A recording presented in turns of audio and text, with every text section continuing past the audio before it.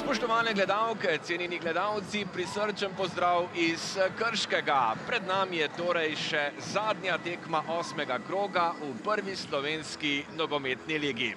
Lahko bi rekli kar derbi kroga, vsaj sodeč na uvrstitev. Nogometaši Krškega, ki so dobro začeli novo prvenstvo in so trenutno na 3. mestu z 11 osvojenimi točkami, bodo gostili vodilno Olimpijo iz Ljubljane. Ja, tokrat neoprezen Savić, zapravil je žogo, priložnost zdajle za napad Krčanov in gol!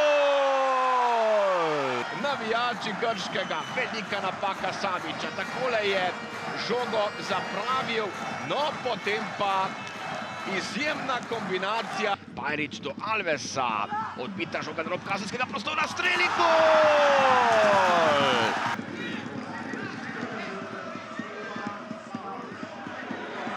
Nizozemec je takole podal do Čanađije.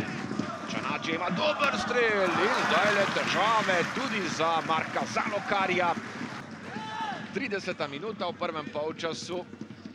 Daja iz kota, še ena priložnost. Ilić je zdajle imel priložnost. S postavitvijo 4-4-2, zdajle ukradena žoga in priložnost za Škrbića. Škrbić je podaljšal, spet sredino Škrbić! Vodi proti Olimpiji z 2-1.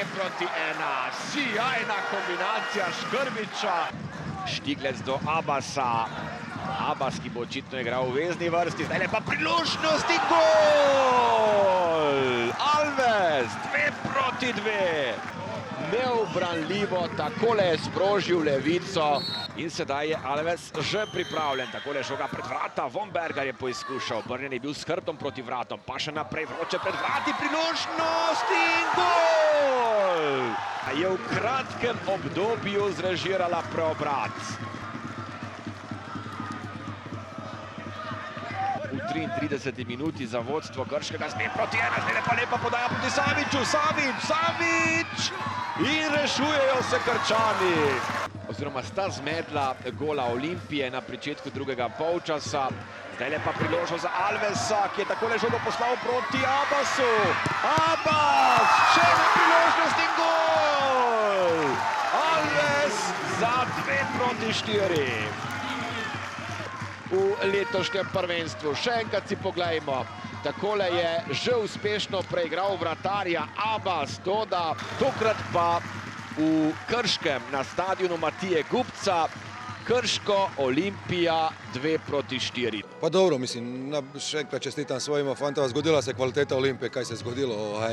Zgodila se kvaliteta Olimpije, ker mi tekmu hočemo obrniti sa dva mladinca, oni tekmu obrnu, ne vem, sa Vombergerom, Brkićom, Duvon, svojim fantima, mogoče je bilo ti tehnički napaka iz koje je po sebe pa taj tretji gol koji je prelomio tekmu. A da, stvarno nismo bili dobri prvo poluvrijeme, prenonšalantni u posjedu, prespori u pasu, preopušteni na drugoj lopti, puno toga nije valjalo i pogotovo kako što smo se vratili nekako u utakmicu nakon prvog gola, opet iste greške ponovili, primili drugi gol, na kraju drugo vrijeme izgledali kako treba i mislim na kraju zasluženo pobjedili.